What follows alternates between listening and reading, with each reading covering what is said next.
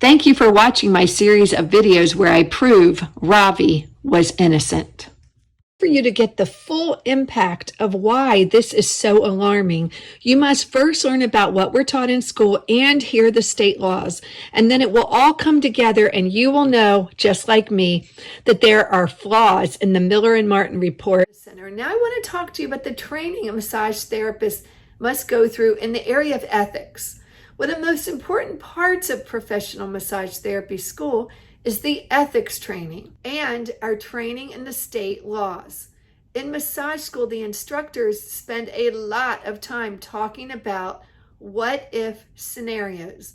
The instructors are all licensed massage therapists themselves, and a lot of them have their own private practices, and they share multiple stories about appropriate and inappropriate behavior by the therapist and appropriate and inappropriate behavior by the client. For instance, what to do if, and what not to do if. And they educate us on our rights as therapists. And the one thing that is repeated from day one all the way till graduation is that we do not have to put up with any inappropriate behavior from anyone. And this would be things such as heavy breathing, moving hips, requesting to be completely naked, request to only have a thin sheet, moaning or groaning through the massage, wanting butt work, making an awkward joke, a request to be undraped, trying to touch you through the massage. Even if it was an accidental touch, it still invades the therapist's space.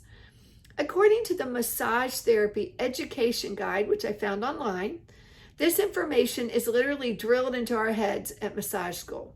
If something happens in the massage which makes the therapist uncomfortable, we are to speak up and be firm as to the nature of massage therapy. We are to notify police if the client becomes physically or verbally abusive.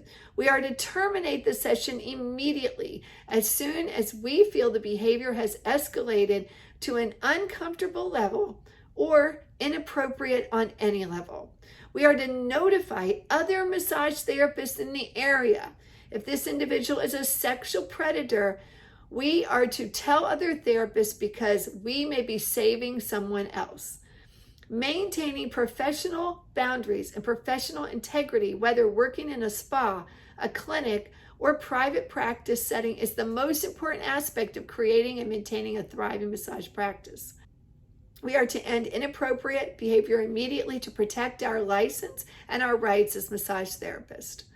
According to findlaw.com, these are the Georgia sexual assault laws. Under their statute, it is a crime for someone with a supervisory or disciplinary authority over another to have sexual contact with them, including those in a student-teacher relationship, and someone who is in a hospital, an institution, including long-term care, nursing home, or home health care.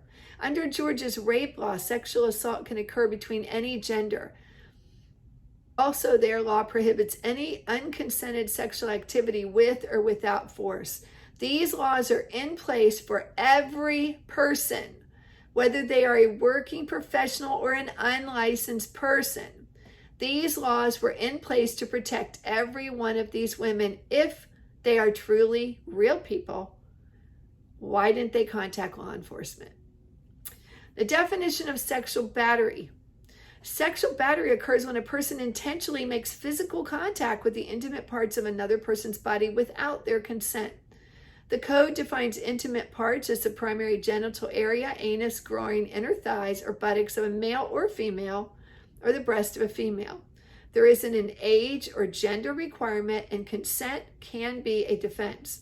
Georgia is very strict. Even teenagers could be prosecuted in a dating relationship under the Romeo and Juliet section of special battery. Ravi has been accused of sexual battery, and these are the ways a person, not just a massage therapist, but any of these women that are claiming allegations could have, but did not, but could have reported such behavior. According to the Georgia Board of Corrections, it's very easy to report sexual abuse or harassment.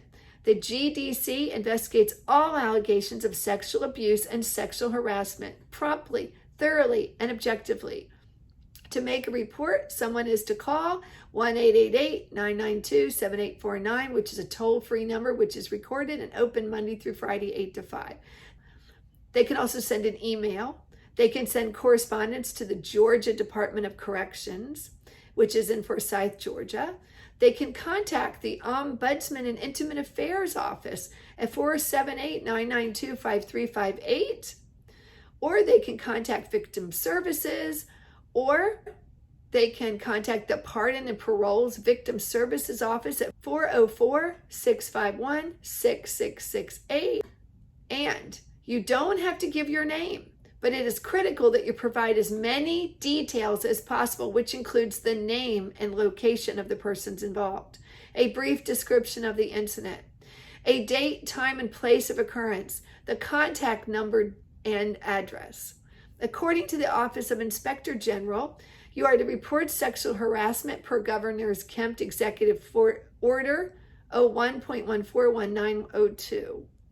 Each executive branch agency shall promptly review all complaints of sexual harassment and or retaliation and immediately report any complaint made directly to the Office of State Inspector General utilizing the form on the website. These agencies can be contacted as well as the Georgia Massage Therapy Board and the local police. I think if these were real people, they would have done one of these things, but we know for sure not one person ever filed any report, because the Miller and Martin report, the Roy's report, and the Christianity Today articles never said any of them did, and I think that would have been a very important piece of information. So now if they try to come back and say that these ladies did file a report, I won't believe it, because that's too important of a detail to leave out of such an investigative report as they did.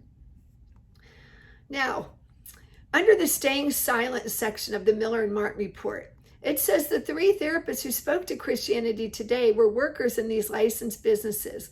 They said they did not tell anyone about Zacharias' behavior at the time between 2005 and 2010. Another remembered someone hinting that Zacharias was using the spa to masturbate. No names, no credentials, no license numbers. Ladies, these are just words, and I don't believe them. And this was a statement that really, really made me know that these women were all fictitious women that were made up. The Miller and Martin report says one woman recalled sharing a look with her coworker. Coworker, meaning 2 licensed massage therapists who both had their names and license numbers and business cards and credentials on display at the wellness center.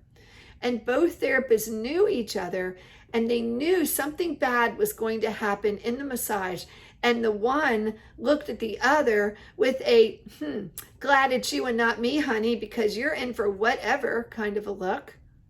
Are we kidding? Are we kidding? My first question to the woman would be, weren't you feeling uncomfortable for your friend? Were you not concerned at all for her safety? Because as licensed massage therapists, which these women were, because they were working at a licensed wellness center, however, we don't have their names or license numbers, but if these really were real people and furthermore real therapists, they were taught to discuss inappropriate behavior and warn other therapists and not to send another therapist in for more. There is no way these are real women working at a health clinic. This sounds more like what you would hear from ladies forced into sexual slavery. Because in a licensed facility, if the potential was for sexual abuse, why didn't these ladies get the staff together and discuss the problem they were having with Ravi Zacharias? Since they were all licensed, they all had a right to do this and so much more. What kind of licensed massage therapist is going to allow another therapist to be subject to giving more than a massage and not report it to anyone? Especially after attending 500 hours of school and investing up to $12,000 in her education, and she could lose her license for not reporting and ruin her reputation and everything she worked hard for. Why would she do that? And don't, while you're watching this, don't go, well, it could. No, you don't understand. No one is going to do that. No real person is going to do that. Why would a licensed massage therapist risk all the time and investment in her profession for some random client? Especially since there are plenty of other clients out there and plenty of other places to work in a state with only 6,000 therapists and 10 million people and a wellness center in almost every single shopping center. The Miller and Martin report doesn't say they even held a staff meeting with the other licensed professionals in the building or made any attempt to rectify the situation. This is proof. All of these things are proof that this is completely made up and false. Real people seek resolutions and report things to the police. Made up people do not. If I didn't know what was taught in school, I might think these therapists just didn't know what to do, but the staff was also made up of multiple licensed professionals from other industries. So by not saying anything, all these licensed people would have violated the Georgia statute and placed their own licenses in jeopardy. And I simply do not believe a building full of licensed people would handle themselves the way the Miller and Martin report say they did. The Miller and Martin report made it clear that the supposed behavior by Ravi was not a secret and all the staff knew about it. But real staff would not have ignored it. Real staff would have done something because that's what real licensed people do. And this was a licensed wellness center. The Massage Therapy magazine had an article that reinforces this behavior. It says, keep in mind your safety is of primary importance. Always document accidents of sexual boundary crossings and violations, even if the incident was resolved through conversation. Describe what happened, what you did, how you addressed the matter, and the client's response. This is for your protection as a therapist, just in case the client decides to turn around and lodge a complaint against you. There are cases when this has happened. Always protect yourself. Did these ladies document names, dates, and times of Ravi's inappropriate behavior? Because they would need that information to be considered credible. None of the reports said they did. But they need this if they're going to come forth and claim that he really did these things to them. This is very important information. But because according to Miller and Martin, it never mentions these therapists have names, dates, times, incident reports, or anything.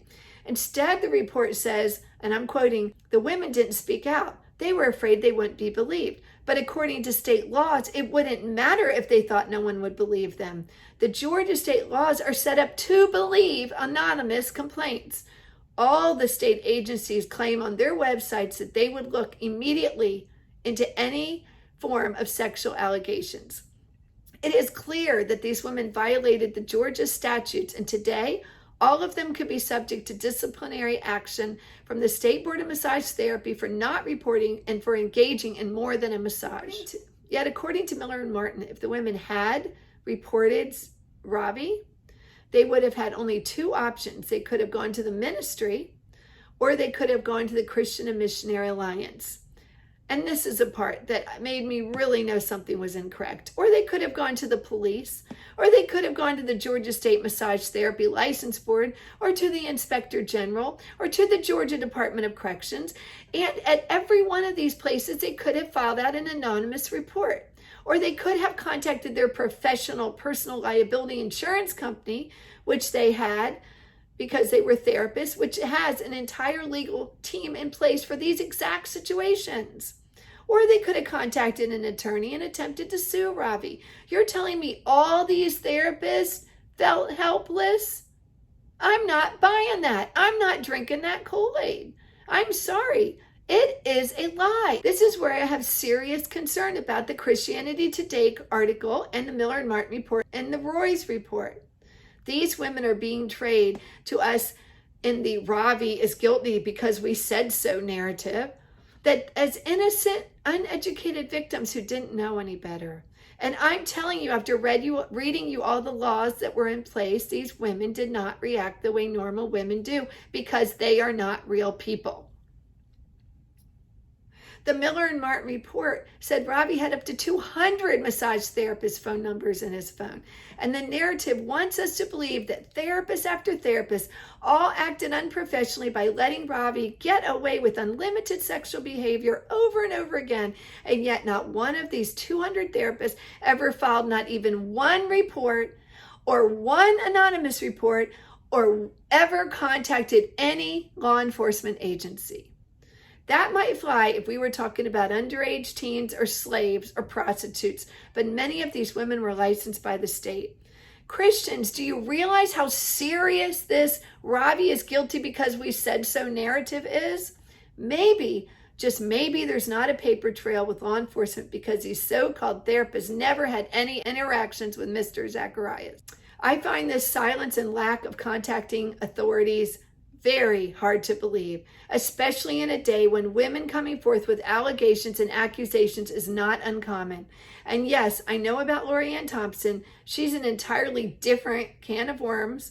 But for this video, I'm trying to clear the air about these supposed massage therapists because not one acted in her rights in the law. And I'm telling you, I've been working in clinics. I spent nearly a decade working, and I know the way therapists are with each other. And no one is going to let another therapist get away with this. That's just not how we handle each other. People make the other people be accountable. It's how the profession is right now. Maybe 40 years ago when a woman would say, I don't think anyone would believe me, but not today. We have so many different avenues in place for females to anonymously share complaints.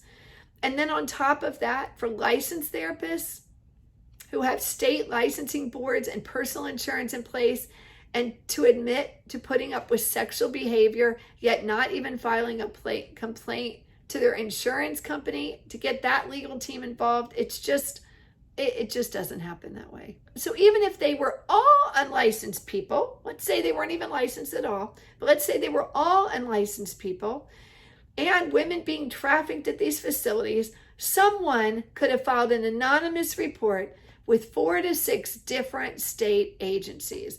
These facts and so much more is why I'm questioning whether these were real people, because as far as I have been told, no one ever did anything. Am I the only person wondering why none of these allegations are coming from any of the therapists that traveled with him?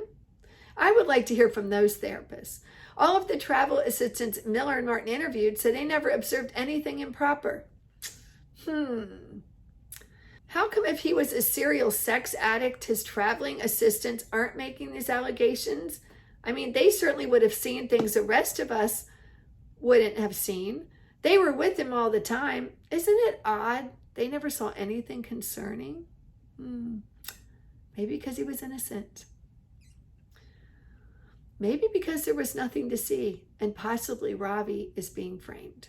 I'm telling you, people of God, something smells, because there are too many holes here. Because the state of Georgia had everything in place to protect these therapists and women in general. Having said all this, did the Miller and Martin investigator look at the Georgia statutes, and was the investigator aware such laws were in place to protect massage therapists? I would say no. Did the Christianity Today journalists look at the state laws and question the therapists accordingly before printing their article? Again, I would say no. Did Julie Royce question the first business partner and a Church of Eden who was a licensed therapist because the state never would have allowed her to open the business if she were not licensed? And did they ask her why she never reported anything to the State Board of Massage Therapy or anonymously complained to the police? I would say no. Did Julie Royce also question Mr. Sharma, who was Ravi's business partner, and ask him why he never reported Ravi?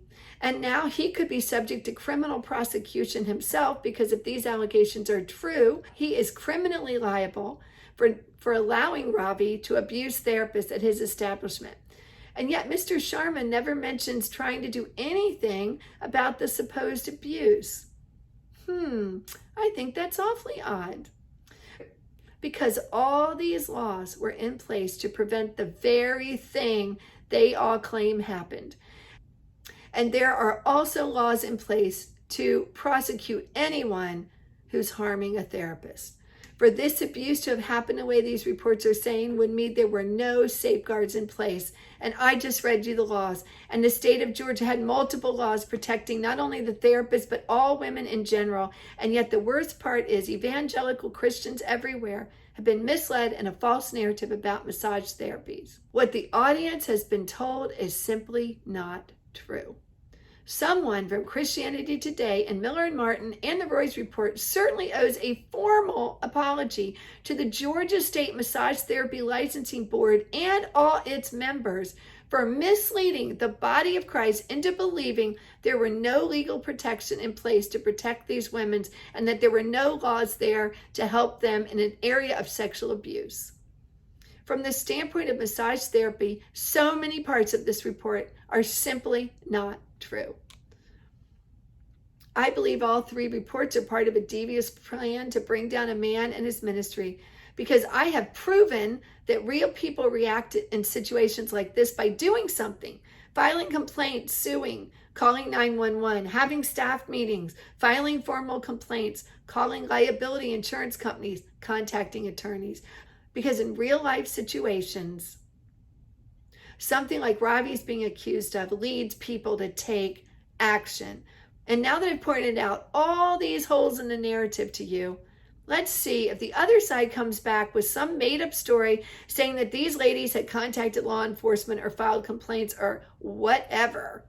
Because whoever crafted this narrative is in big trouble, because they had no idea the obvious holes a real licensed or certified professional therapist would see. Because a real person knows what a real trained therapist might do in a sexual abuse situation. But fake, made-up people can't mention what they would do because they are not real. I believe the entire body of Christ needs to stop focusing on the Ravi is guilty because we said so narrative, and instead see there are huge holes in the massage therapy part of this narrative. We need to seriously discount and strike from the record these alleged allegations by unknown, unnamed, probably non-existent massage therapists against a dead man. The body of Christ has been forced to swallow this so-called evidence because outsiders say it's true, but I'm not buying it, and neither should you. If you would like to hear the entire case that I have presented as to proof as to why Ravi is innocent, please watch my other videos. The links are in the narrative below.